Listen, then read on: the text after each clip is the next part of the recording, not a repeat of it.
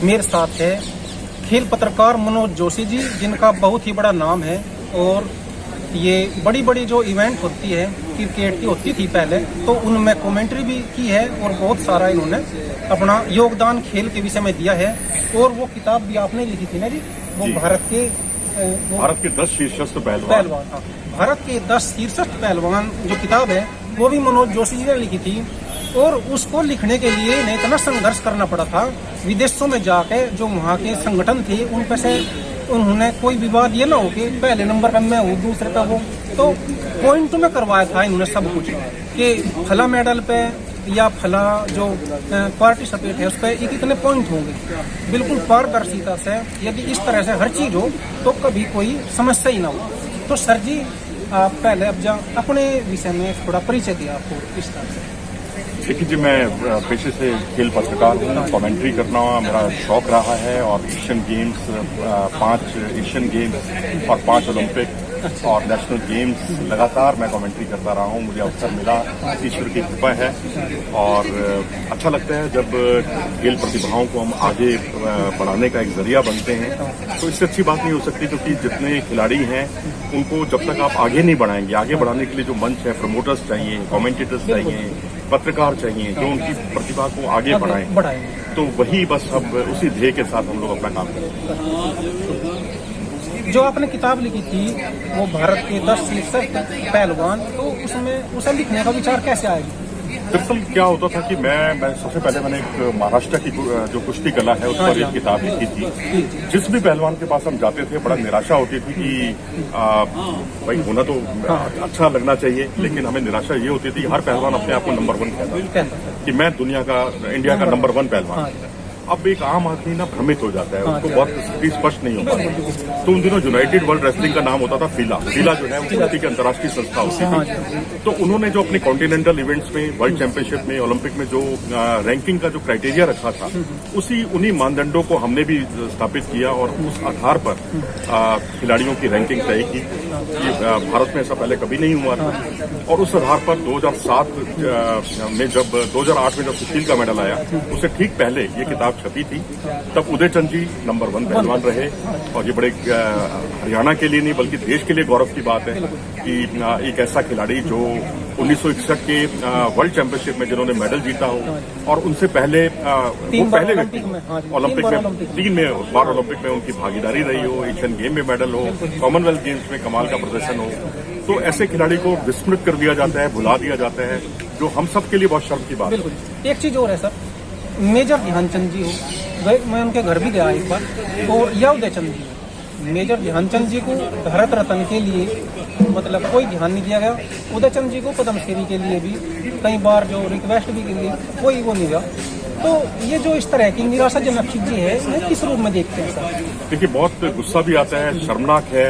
अब ध्यानचंद जी का आपने जिक्र किया, ध्यानचंद जी की वजह से उस वक्त हिंदुस्तान को जाना जाता था। जब भी नाम आता था ध्यानचंद, अच्छा वो इंडिया वाले, जो इंडिया, क्योंकि उस वक्त देश आजाद नहीं हुआ था। जब उन्होंने ओलंपिक में जब उन्होंने जो 3 सफलताएं भारत को गोल्ड मेडल दिलाए थे, इसी तरह से उदय चंद जी की जो कामयाबी हैं, जो लगातार उपलब्धियां रही, एक डोमिनेशन था उनका, पूरी तरह से वर्चस्व था, वो वर्चस्व सामने ही नहीं आ पाया उस तरह से। तो मुझे लगता है कि यहाँ सरकार की तरफ से भी अनदेखी हुई है, जो नहीं होनी चाहिए। और मैं समझता हूँ कि देर आए दुरुस्त आए, अगर आज भी वो स्थितियाँ सुधर जाती हैं, आज भी उनको पुरस्कार दिया जाता है, तो मैं समझता हूँ सारी चीजें, हमारे पहलवान लोग इतने भले लोग हैं, सब चीजें भुला देंगे, गिले शिकवे भुला देंगे। लेकिन अब कहीं ना कहीं दिल के एक कोने में एक मलाल जरूर है कि उदय चंद जी को पद्मश्री क्यों नहीं मिला, विशंबर जी को क्यों नहीं इसके लिए चुना गया। तो ऐसे कई दिग्गज हुए, मुख्तियार जी ऐसे रह गए, मथुरा के बहुत ही बेहतरीन पहलवान, सेना दल के, सेना से ही ताल्लुक रखते थे उदय चंद जी भी। तो एक विश्वनाथ सिंह हुआ करते थे उस जमाने के, सज्जन सिंह का भी निधन हुआ पिछले दिनों निधन हुआ।